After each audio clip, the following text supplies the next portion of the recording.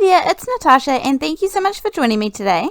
Today's video is going to be a very clean and simple and easy design and really good to use whatever things that you have in your stash. So I have picked this set of frame dies here and I've just picked one that I'm going to use 4 of on my card. So I know that it fits 4 times on the front of my card.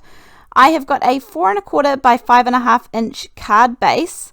And I'm actually going to use a top folding card today, which is extremely rare for me. I made it for another project and didn't end up using it, so I will use it up today. I'm going to start off with this Peony Bloom stamp set here. This is an acrylic stamp set, so it is very affordable and really good value for money. I'm going to use this little peony up in the top left hand corner, and I will actually come back and end up using some of those leaves, but I'll get back to that in a minute. For now, I thought I was just going to use 4 of the flowers. Now, there's kind of 2 different ways that you can go about doing this. I stamped out 4 on a sheet of watercolor paper because I'll be adding some color in a minute. However, this, as I said, is one of 2 ways. Now, this is the first. I've stamped them out in some VersaFine Onyx black ink. And then I'm going to add over some clear embossing powder. Now, the embossing is kind of an important step because it becomes a really nice barrier for us when we are adding in the color. So try not to skip this step because it will make life much easier in a minute.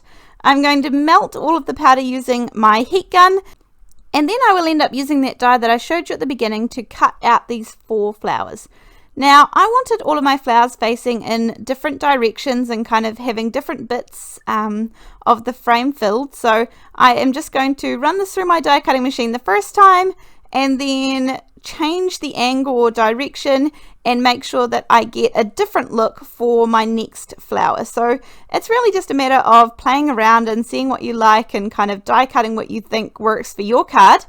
Now, the other way that you can go about this here is to die cut everything first and then stamp the way that you think you want them. Sometimes I prefer doing it one way and sometimes I prefer doing it another way. It's just whatever you find works for you and kind of what works for your creative mind, I guess, how you kind of picture things. Sometimes it helps for me to stamp them out first and get an idea of which angles I want. Other times I can just stamp them like this and do the process kind of in reverse, but whatever works for you. And then speaking of the process, I originally thought that I would use these 4 flowers, but once I put them together and kind of started seeing them side by side, I decided that it was a little too much and that I really wanted to have something different. So I'm going to go back to that same stamp set and stamp out a couple of these little leaves here, and that breaks it up really nicely.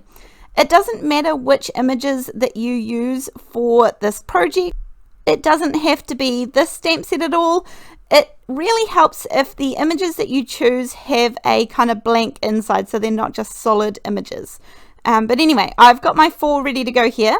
I'm going to use some mustard seed, hickory smoke, salty ocean, and mowed lawn oxides here. Again, you could use watercolors, you could use coloring pencils, you can use anything at all. But all I'm doing here, and this is beyond simple, anybody at all can do this, is I am coloring around the outside of the image. So I do not want to get any color on the inside.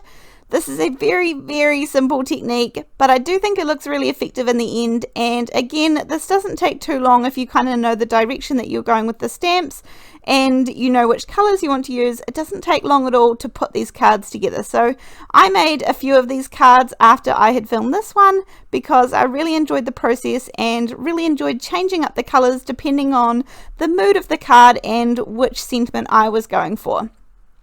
This one was going to be a sort of sympathy card, and so I wanted it to be not too bright, but I also didn't want it to be too dull as well. So I was aiming for somewhere in between with the color scheme that I chose. So all you are doing is just leaving the inside image blank, coloring around the outside and leaving the inside completely white, which is the background paper. Now, once I had put these all together, as I said, I knew that I needed all 4 to fit on my card front.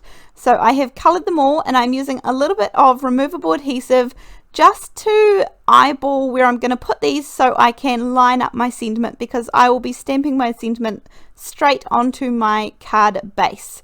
Now, I could have just had them kind of sitting there, but they were moving around a little bit too much, and I really didn't want to muck up the card base at this point. So I'm going and using my very, very trusty the Letter It All the Little Things stamp set. You guys, I know I have used this so many times, and I kind of apologize because it's becoming ridiculous now, but it is such a good stamp set. It has the perfect words, and it always has what I'm looking for. So I'm really impressed with it, and we'll keep using it and get a really good value for money when you can keep using a stamp set so many times.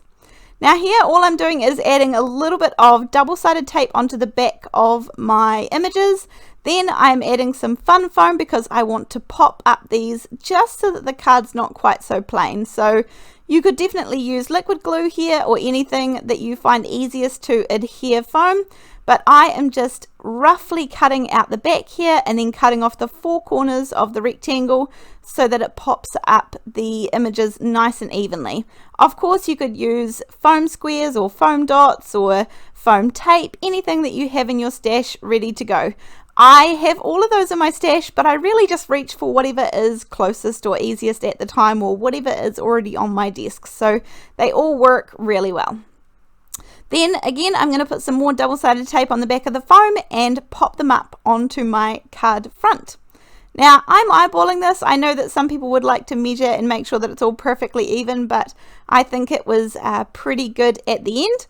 The only thing that I want to do, because this is such a simple card, and as I said, the changing of the colors can really impact sort of the message of the card as well. So I did have fun with that in the cards that I did later on. But the only thing that I wanted to do is add some shimmer pen. Now I went ahead, this is the clear one, which kind of ends up having a little bit of a silver sparkle. But I actually had an acrylic block where I kind of pressed the pen so much that some more of the sparkle pen came out onto it, and that's actually above the screen there that you guys can't see. And I made sure that I had lots and lots of sparkle on this because the card is so plain. I'll show you in just a second when I turn it up to the light, but I made sure that there was plenty on there, and that kind of gave it a nice little lift. That was my card for today, guys. I hope you enjoyed this one, and this is a very simple, cool technique which I had heaps of fun putting together. This is where you can see all of that shimmer and shine that makes all the difference. But anyway, thank you so much for joining me today, and I look forward to seeing you next time. Thanks, bye!